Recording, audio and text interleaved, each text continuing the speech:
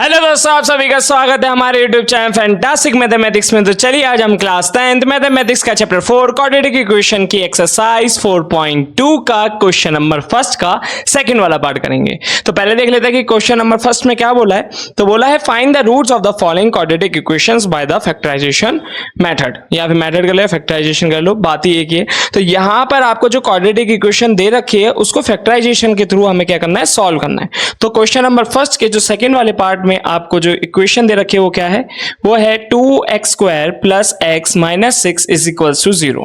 ठीक है, तो यहां पर मैं एक बार चेक कर लेता हूं कि मैंने सही लिखा है या नहीं। हाँ ठीक है, अब ये क्वाड्रेटिक इक्वेशन है, इसको मुझे किससे सॉल्व करना है, इसको मुझे सॉल्व करना है फैक्टराइजेशन से।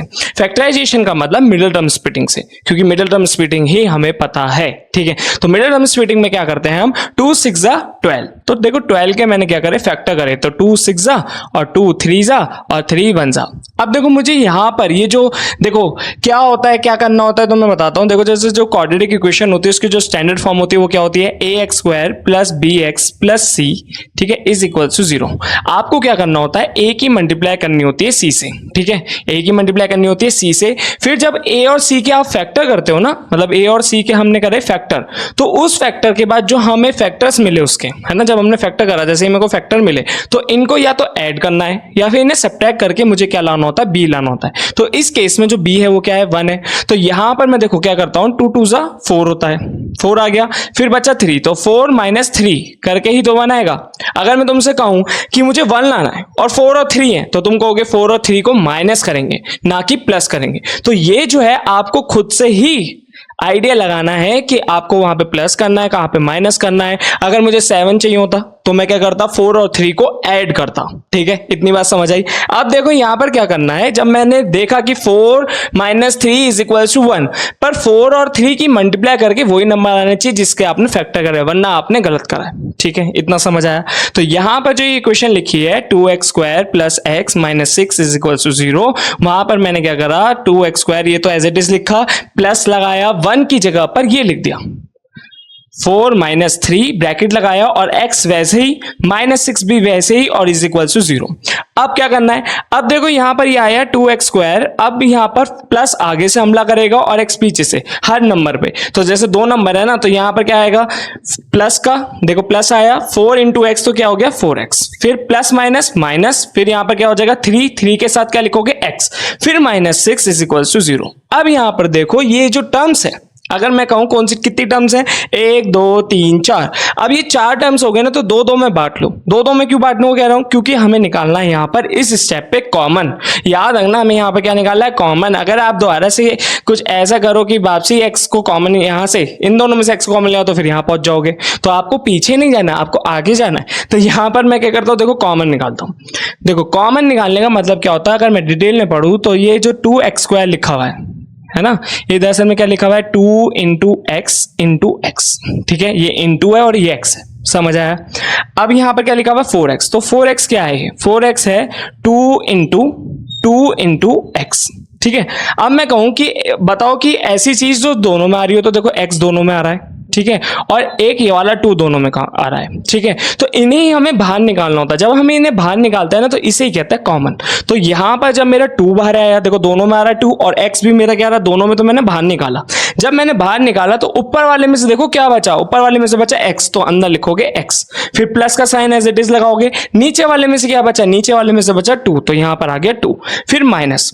अब ऐसे ही यहां पर देखो ये जो 3x लिखा हुआ है ना, और 3x का मतलब क्या हो गया, 3 इंटू एक्स, है ना, और जो 6 है, 6 का मतलब क्या हो गया, 6 इंटू 1 या फिर 2 इंटू 3। ठीक है, 2 इंटू 3 हो गया। अब इन दोनों में कॉमन क्या आ रहा है, देखो ये 3 कॉमन आ रहा है, तो 3 को मैंने जब बाहर निकाला, अब अगर मैं माइनस लगा दूं माइनस, तो यहां पे भी माइनस आ जाएगा, एक माइनस, तो मैं कहूं -3 जब मैंने बाहर निकाला, तो अंदर क्या बचा, x माइनस प्लस, यहां पर हो गया 2,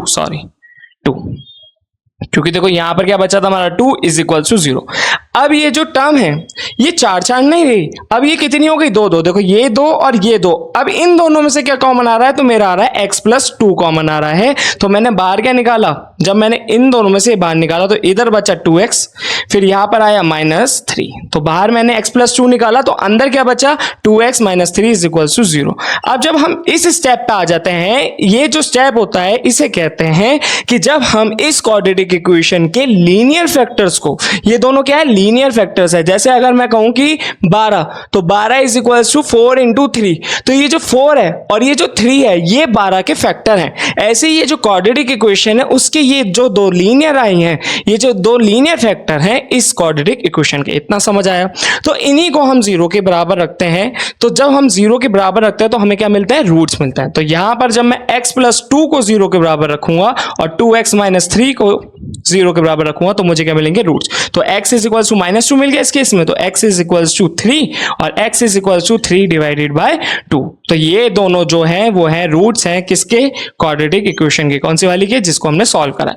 अब अगर मैं यही वैल्यू इसी क्वाड्रेटिक इक्वेशन में रखूं, मतलब एक बार ये एक बार ये, ठीक है, अलग अलग, तो जब मैंने ये रखा तो जब भी ये इक्वेशन किसके पास पहुंचेगी, 0 के। देखो कैसे, -2 रखो यहां पर, तो ये तो हो जाएगा 4, यहां पे -2, ठीक है, तो यहां पर कितना हो जाएगा, देखो 4 इंटू 2 8 और यहां पर -2 माइनस माइनस प्लस, तो -8 + 8 तो 0 हो गया, ठीक है। ऐसे अगर ये भी रख के देखोगे तो जब भी आपकी इक्वेशन कहां पहुंचेगी, 0 की तरफ। तो इस वाले जो वीडियोस में हम एक और क्वेश्चन कर लेते हैं, ठीक है, थर्ड वाला पार्ट कर लेते हैं मतलब इसका, ठीक है, बाकी करेंगे अपनी नेक्स्ट वाली वीडियो में। इतने आप हमारी वीडियो को लाइक कर दें, हमारे चैनल को सब्सक्राइब कर दें।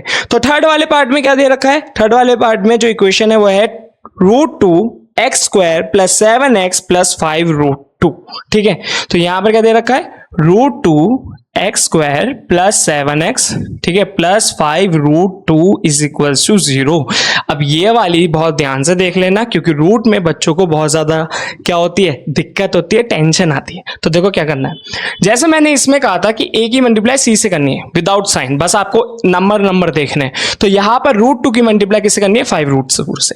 किससे, 5√2 से। तो करते हैं, देखो, तो √2 की √2 से मल्टीप्लाई करते तो 2 आया, यहां पर 5 लिखो, इन दोनों की मल्टीप्लाई कर दो तो 10 आएगा, है ना। 5 इंटू 2 इज इक्वल टू 10, और 10 के ही फैक्टर कर डालो, कर दिया हमने फैक्टर, तो ये हो गया 2 5 जा 5 1 जा। अब b क्या है, b है 7, तो मुझे 7 लाना है। तो कोई भी छोटा सा बच्चा अगर मैं फर्स्ट का लाके भी कहूं, तो अगर मैं कहूं कि भैया 7 लाना है, तो 7 कैसे आएगा, वो कहेगा भैया 5 में 2 प्लस कर दो, तो कर देते हैं। 5 + 2 इज इक्वल टू 7 और 5 इंटू 2 इज इक्वल टू 10। ये जरूर करके देख लेना बेटा, क्योंकि इससे पता चल जाता है कि आपने जो ये फैक्टर्स लिए हैं ना सही है या नहीं, ठीक है।